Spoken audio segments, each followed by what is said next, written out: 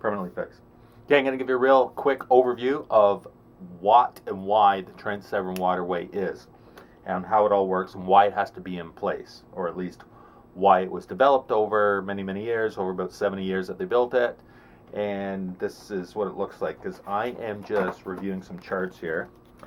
And if we look at this, this is one of the covers for the Peterborough to Buckhorn locks. This would be chart number 2023, published by the Canadian Hydrographic Service, part of the Ministry of Fisheries and Oceans Canada, federal government.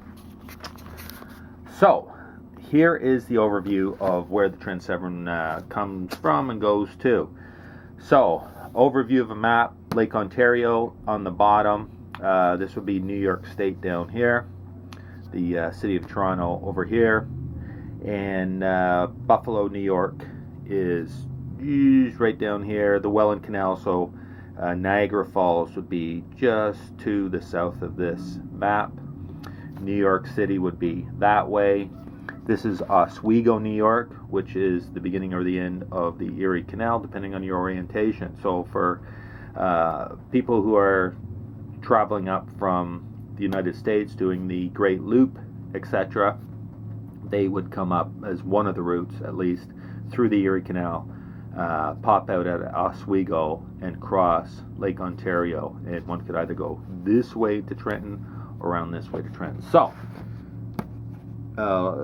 mile number 1, or actually mile 0, is at Trenton at the Gateway Bridge, or the Veterans Bridge, and it runs up through here and all these little lakes and the canals and everything else, comes out at Lake Simcoe, and then goes up through Lake Couchiching, and then continues northwest over to Georgian Bay, which is part of the greater Lake Huron.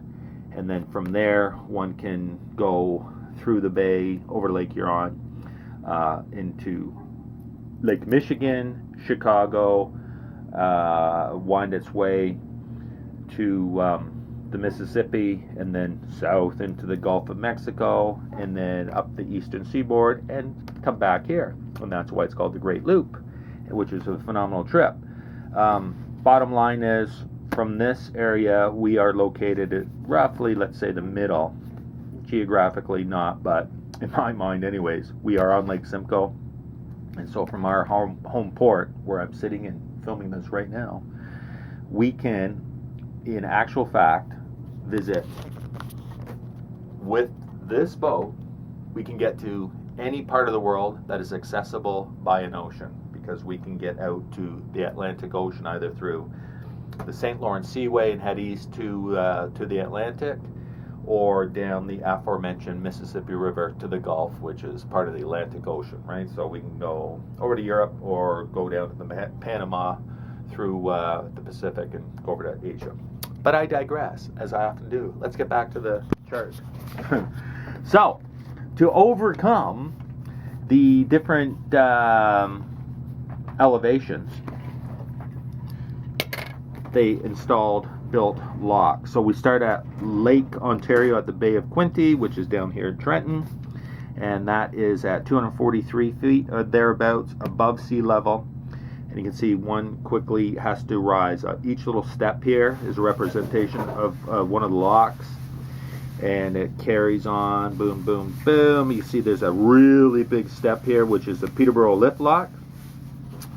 And then on the other side, I'm just going to close the door, because obviously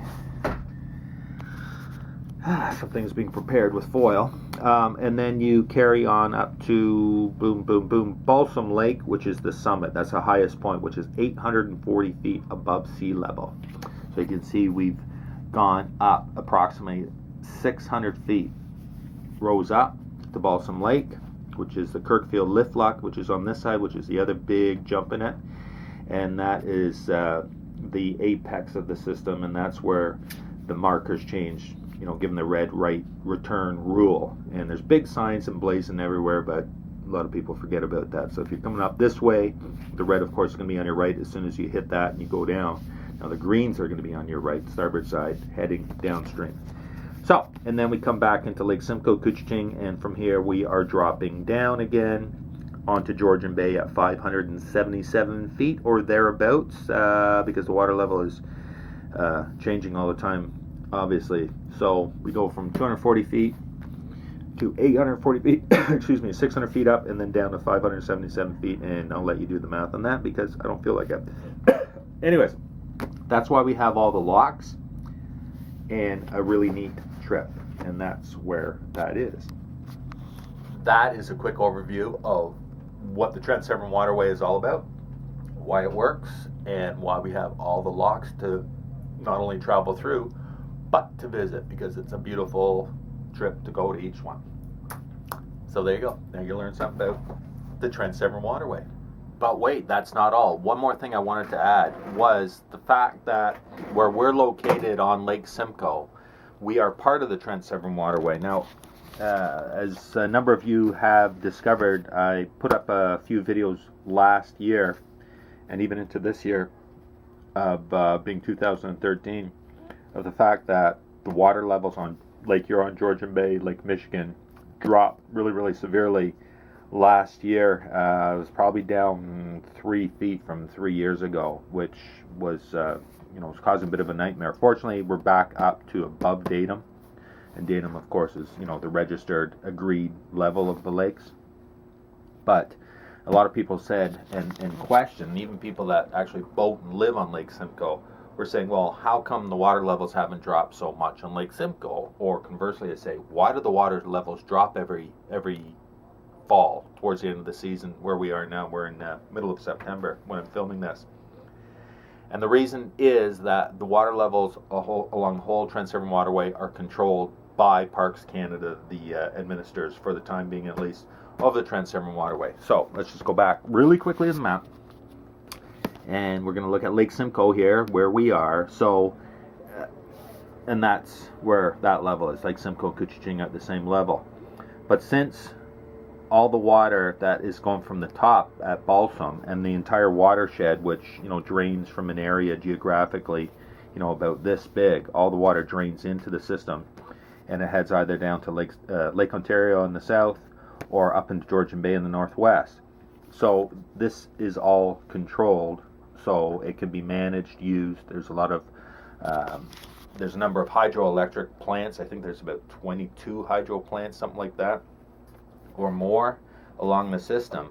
So just for water management and to keep all the levels safe and to make sure that there's not flooding upstream, which happens periodically, but they have to regulate the water level. So what they do is, by the end of the season, they drop the water levels enough, especially in the big lakes. Like Lake Simcoe is clearly the largest body of water along the system, followed by Rice Lake.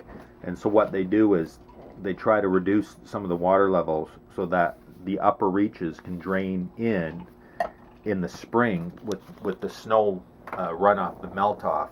And so that's why, as I move off my squeaky chair, come out here, I'm going to show you what it looks like, and hopefully this picks it up, but you can see there's like a high water mark. This spring the water was quite a bit higher than it's been the last few years. We were that high, so the water's dropped probably 14 inches, 16 inches since the spring. And that is because, again, it's regulated and it's dropped off at the end of the season. And that's why the water level was unaffected by what has been going on in the Great Lakes over the last few years, where the Great Lakes levels, especially up in Georgian Bay, Lake Huron, Lake Michigan, were dropping at an alarming rate to the point of it's dropped about 5 feet or more in the last 25 years, and that's lost water. But anyways, so Lake Simcoe is not affected by that. We're well above the physical level, the elevations of the two Great Lakes that we're connected by through the Trent Severn Waterway, and that is why that has nothing to do what's going on in the Great Lakes directly, at least, with the level of this lake. And people, a lot of people complain and moan. They'll say, oh my God, by the end of the year it's hard to even get our boat to the dock. And it's not a new thing. This has been going on for nearly 100 years that the Trent Severn Waterway has been in effect. Of course, it's not a perfect scheme that they got going on there, but it's what they have to work with. But like I say, that's why the water levels are not as affected as what it is on the Great Lakes. So that is a very long-winded explanation of the Trent Severn Waterway, why it exists, what it does, and why our water levels are regulated. So I hope I was able to learn you something there in that lesson, and that you have a better, broader overview of how the Trent Severn Waterway works. And it's so much fun. Cheers.